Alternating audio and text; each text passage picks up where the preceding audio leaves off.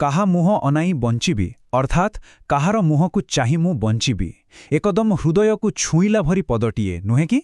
ଏହା କେବଳ ଗୋଟିଏ ପ୍ରଶ୍ନ ନୁହେଁ, ବରଂ ନିଜ ସନ୍ତାନଠାରୁ ଦୂରେଇ ଯିବାର ଆଶଙ୍କାରେ ଥରୁଥିବା ଜଣେ ମାର ହୃଦୟ ବିଦାରକ କ୍ରନ୍ଦନ।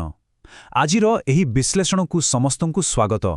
ଏଠାରେ ଆମେ କେବଳ ଗୋଟିଏ ସାହିତ୍ୟ ପାଠକୁ ପଢ଼ିବା ନାହିଁ, ବରଂ ମାତୃସ୍ନେହର ସେହି ଅମାପ ଗଭୀରତାକୁ ଅନୁଭବ କରିବା। ତେବେ ଆସନ୍ତୁ ଆରମ୍ଭ କରିବା ଆମର ଏହି ରୋମାଞ୍ଚକର ଯାତ୍ରା। ଆଜିର ଏହି ଶିକ୍ଷଣୀୟ ଆଲୋଚନାରେ ଆମେ ନବମ ଶ୍ରେଣୀ ଓଡ଼ିଆ ସାହିତ୍ୟ ବହିର ପ୍ରଥମ ଅଧ୍ୟାୟ ଅର୍ଥାତ୍ ଅତ୍ୟନ୍ତ ସୁନ୍ଦର ତଥା ଭାବପୂର୍ଣ୍ଣ କବିତା କାହା ମୁଖ ଅନାଇ ବଞ୍ଚିବିର ଏକ ଗଭୀର ସାହିତ୍ୟିକ ବିଶ୍ଳେଷଣ କରିବା। ଏହାଦ୍ୱାରା ଏହି କବିତାର ପ୍ରତିଟି ଧାରଣା ଏବଂ ପ୍ରତିଟି ଲୁକାୟିତ ଅର୍ଥ ସମ୍ପୂର୍ଣ୍ଣ ସ୍ପଷ୍ଟ ହୋଇଯିବ। ପ୍ରାଚୀନ ଓଡ଼ିଆ ସାହିତ୍ୟ କିପରି ମାନବୀୟ ସମ୍ବେଦନାକୁ ଏତେ ଜୀବନ୍ତ ଭାବେ ଚିତ୍ରଣ କରିବାରେ ତାହା ଦେଖିଲେ ସତରେ ଆଶ୍ଚର୍ଯ୍ୟ ଲାଗେ। ଆଜିର ରୂପରେଖା ଉପରେ ଟିକେ ନଜର ପକାଇବା। ପ୍ରଥମେ ମୂଳ ଭାବନା, ଦ୍ୱିତୀୟରେ କବି ପରିଚୟ, ତୃତୀୟରେ କାବ୍ୟର ପୃଷ୍ଠଭୂମି, ଚତୁର୍ଥରେ ପଦଗୁଡ଼ିକର ଟିକ୍ନିକି ବିଶ୍ଳେଷଣ ଏବଂ ଶେଷରେ ବାତ୍ସଲ୍ୟ ରସର ଚମତ୍କାରିତା ବିଷୟରେ ଜାଣିବା। ଆସନ୍ତୁ ପ୍ରଥମ ବିଭାଗରୁ ଆରମ୍ଭ କରିବା, ଯାହା ହେଉଛି କବିତାର ମୂଳ ଭାବନା, ଜଣେ ମାର ଚିରନ୍ତନ ଭୟ। 18ଶ ଶତାବ୍ଦୀରେ ଏହି ଲେଖାଟିକୁ କେବଳ ଗୋଟିଏ ପୌରାଣିକ କାହାଣୀ ଭାବିଦେଲେ ଭୁଲ ହୋଇଯିବ। ଏଥିରେ ଥିବା ମୂଳ ଭାବନାଟି ସମ୍ପୂର୍ଣ୍ଣ ସାର୍ବଜନୀନ।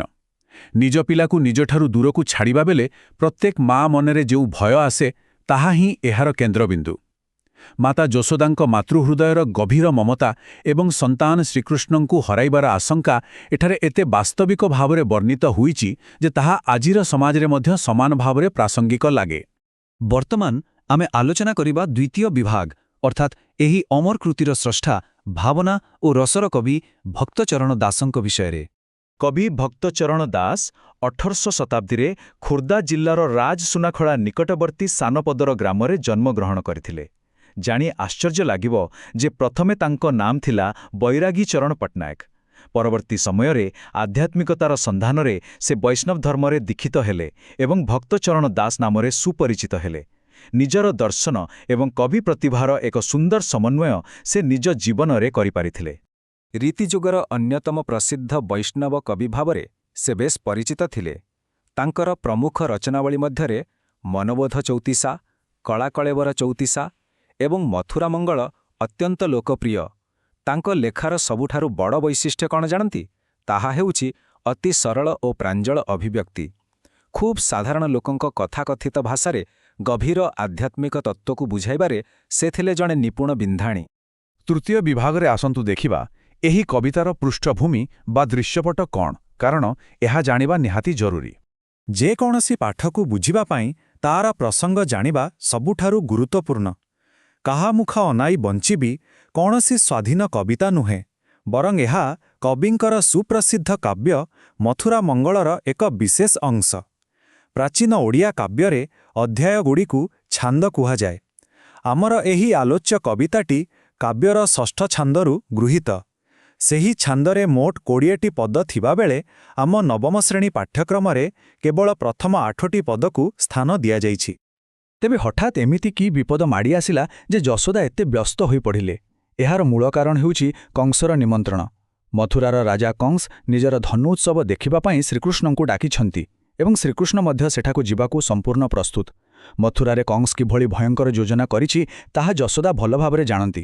ଏକ ଅନିଶ୍ଚିତ ଭବିଷ୍ୟତ ଆଡ଼କୁ ନିଜ ସନ୍ତାନର ଏହି ଯାତ୍ରା କଥା ଶୁଣି ମାଟିର ମନ ପୁରା ବିକଳ ହୋଇ ଉଠିଛି। ଏବେ ଆମେ ଚତୁର୍ଥ ବିଭାଗକୁ ଯିବା ଏବଂ କବିତାର କଳାତ୍ମକ ଦିଗ ସହ ପ୍ରତିଟି ପଦର ଟିକ୍ନିକି ବିଶ୍ଳେଷଣ କରିବା। କବିତାର ଆରମ୍ଭରେ ହିଁ ଯଶୋଦା କାନ୍ଦି କାନ୍ଦି କହୁଛନ୍ତି, ଆରେ ବାବୁ ଶ୍ୟାମଘନ ତୁ ଗଲେ ମଧୁଭୁବନ, କାହା ମୁଖ ନାଇଁ ବଞ୍ଚିବି। ଏହି ଗୋଟିଏ ଧାଡ଼ିରୁ ସ୍ପଷ୍ଟ ହୋଇଯାଏ ଯେ କୃଷ୍ଣ କେବଳ ତାଙ୍କର ସନ୍ତାନ ନୁହନ୍ତି, ସେ ହେଉଛନ୍ତି ତାଙ୍କର ସମ୍ପୂର୍ଣ୍ଣ ଦୁନିଆ। କବି ଏଠାରେ ଦୁଇଟି ଅତି ଚମତ୍କାର ଉପମା ବ୍ୟବହାର କରିଛନ୍ତି। ଯଶୋଦା କହୁଛନ୍ତି, ପାଣି ବିନା ମାଛର ଅବସ୍ଥା ଯାହା, କିମ୍ବା ବିନା ରାଜାରେ ଗୋଟିଏ ରାଜ୍ୟ ଯେପରି ଶୂନ୍ୟ ମନେହୁଏ, କୃଷ୍ଣଙ୍କ ବିନା ତାଙ୍କ ଜୀବନ ଠିକ୍ ସେହିପରି ଅର୍ଥହୀନ ହୋଇଯିବ। କି ଚମତ୍କାର ବିଚ୍ଛେଦର ଚିତ୍ର ଏଠାରେ ଆଙ୍କିଛନ୍ତି କବି, ସତରେ। ଏବେ ଦ୍ୱିତୀୟ ଓ ତୃତୀୟ ପଦକୁ ଟିକେ ଧ୍ୟାନ ଦେବା। ଆମେ ସମସ୍ତେ ଜାଣୁ, ଗୋଟିଏ ମା ପାଇଁ ତା ପିଲାର ଛୋଟ ଛୋଟ ଦୈନନ୍ଦିନ କାମ କରିବା ହିଁ ସବୁଠାରୁ ବଡ଼ ଖୁସି। ଯଶୋଦା ଭାବୁଛନ୍ତି, କୃଷ୍ଣ ଚାଲିଗଲେ ସେ ଆଉ କାହାକୁ ନିଦରୁ ଉଠାଇବେ, କାହା ଦେହରେ ସୁଗନ୍ଧିତ ଚନ୍ଦନ ବା ଚତୁସମ ବୋଳିବେ, କାହା ଆଖିରେ ସ୍ନେହରେ ଅଞ୍ଜନ ବା କଜ୍ଜଳ ଲଗାଇବେ ଆଉ କାହା କେଶକୁ ସୁନ୍ଦର ଫୁଲରେ ସଜାଇବେ। ଏହି ଛୋଟ ଛୋଟ ସେବାଗୁଡ଼ିକ ହିଁ ତ ଯଶୋଦାଙ୍କ ଜୀବନର ମୂଳ ଉଦ୍ଦେଶ୍ୟ ଥିଲା, ଯାହା କୃଷ୍ଣଙ୍କ ଯିବା ପରେ ସମ୍ପୂର୍ଣ୍ଣ ବନ୍ଦ ହୋଇଯିବ। କେବଳ ଆଦର ନୁହେଁ, ପିଲାର ରାଗ ଏବଂ ଅଭିମାନ ମଧ୍ୟ ମା ପାଇଁ ଖୁବ୍ ପ୍ରିୟ ହୋଇଥାଏ। ପଞ୍ଚମ ପଦରେ ଭକ୍ତ ଚରଣ ଦାସ ଏମିତି ଏକ ଦୃଶ୍ୟ ଉପସ୍ଥାପନ କରିଛନ୍ତି, ଯାହା ସମସ୍ତଙ୍କ ମୁହଁରେ ଟିକିଏ ହସ ଆଣିଦେବ। ସର, ଲହୁଣୀ, ପାଚିଲା କଦଳୀ ଭଳି ଅମୃତ ସମାନ ଖାଦ୍ୟ ଖୁଆଇଦେବା ବେଳେ ବାଳକ କୃଷ୍ଣ କେମିତି ତାହାକୁ ରାଗରେ ଥୁ ଥୁ କରି ଫିଙ୍ଗି ଦିଅନ୍ତି ଏବଂ ଯେତେ ବୁଝାଇଲେ ମଧ୍ୟ ରୋଷେଇ ଘରର ପାତ୍ର ବା ପାକଭାଣ୍ଡ ଭାଙ୍ଗି ଦିଅନ୍ତି, ତାହା ଯଶୋଦା ମନେ ପକାଉଛନ୍ତି। ଭଗବାନ ହୋଇ ମଧ୍ୟ ସେ ଏଠାରେ ଏକଦମ ଜଣେ ସାଧାରଣ ଜିଦଖୋର ଶିଶୁ। ଆଉ ଏହି ଛୋଟ ଛୋଟ ଦୁଷ୍ଟାମି ଏବେ ଯଶୋଦାଙ୍କ ପାଇଁ କେବଳ ଏକ ମଧୁର ସ୍ମୃତି ହୋଇ ରହିଯିବ। ଷଷ୍ଠ ପଦରେ ଏକ ଭୟାନକ ତୁଳନା ରହିଛି, ଯାହାକୁ ବୁଝିବା ନିହାତି ଆବଶ୍ୟକ। ଯଶୋଦାଙ୍କ ଆଖିରେ କୃଷ୍ଣ ଏବେ ବି ସେହି ଛୋଟ ପିଲାଟିଏ, ଯିଏ ନିଜର ଛାଇ ଦେଖିଲେ ଡରିଯାଏ, ଦୌଡ଼ି ଆସେ, ଅନ୍ଧାର ଘର ଦେଖିଲେ ଭୟରେ ଥରହର ହୋଇ ଲୁଗା ଘୋଡ଼ି ହୋଇଯାଏ। ସେହି କୋମଳମତି ପିଲାଟିଏ ମଥୁରା ଭଳି ବଡ଼ ସହରରେ ଗର୍ଜନ କରୁଥିବା ବିରାଟକାୟ ହାତୀ ଓ ଘୋଡ଼ାମାନଙ୍କୁ କେମିତି ସାମ୍ନା କରିବ? ସେମାନଙ୍କ ଶବ୍ଦ ଶୁଣିଲେ ତ ସେ ଡରି ମରିଯିବ। ଏହି ଚିନ୍ତା ଯଶୋଦାଙ୍କୁ ପାଗଳ କରିଦେଉଛି। ମାଆର ଏହି ଭୟ କେତେ ଯୁକ୍ତିଯୁକ୍ତ ତାହା ଏଠାରେ ସ୍ପଷ୍ଟ ବାରି ହୋଇପଡ଼ୁଛି। ଏବେ ଆସନ୍ତୁ ଆମର ଶେଷ ବିଭାଗକୁ, ଯାହା ହେଉଛି ବାତ୍ସଲ୍ୟ ରସର ପ୍ରଭାବ ଏବଂ ପ୍ରେମର ସୌନ୍ଦର୍ଯ୍ୟ। ସାହିତ୍ୟରେ ତ ଅନେକ ପ୍ରକାରର ରସ ଅଛି, କିନ୍ତୁ ଏଇ ବାତ୍ସଲ୍ୟ ରସ ହେଉଛି ସବୁଠାରୁ ପବିତ୍ର, ସବୁଠାରୁ ନିଃସ୍ୱାର୍ଥପର। ଏହା ହେଉଛି ଏକ ମାଆର ନିଜ ସନ୍ତାନ ପ୍ରତି ଥିବା ଗଭୀର ସ୍ନେହ, ମମତା ଏବଂ ସମର୍ପଣର ସାହିତ୍ୟିକ ରୂପ।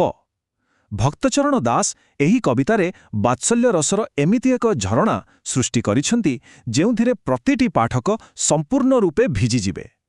ଏଠାରେ ମାତା ଯଶୋଦା କେବଳ ଜଣେ ପୌରାଣିକ ଚରିତ୍ର ହୋଇ ରହିନାହାନ୍ତି, ବରଂ ସେ ପାଲଟି ଯାଇଛନ୍ତି ସମଗ୍ର ବିଶ୍ୱର ମାତୃଜାତିର ଏକ ଜୀବନ୍ତ ପ୍ରତୀକ। ଏହି ଆଲୋଚନା ଶେଷ କରିବା ପୂର୍ବରୁ ଆସନ୍ତୁ ଗୋଟିଏ ପ୍ରଶ୍ନ ଉପରେ ଟିକେ ଚିନ୍ତା କରିବା।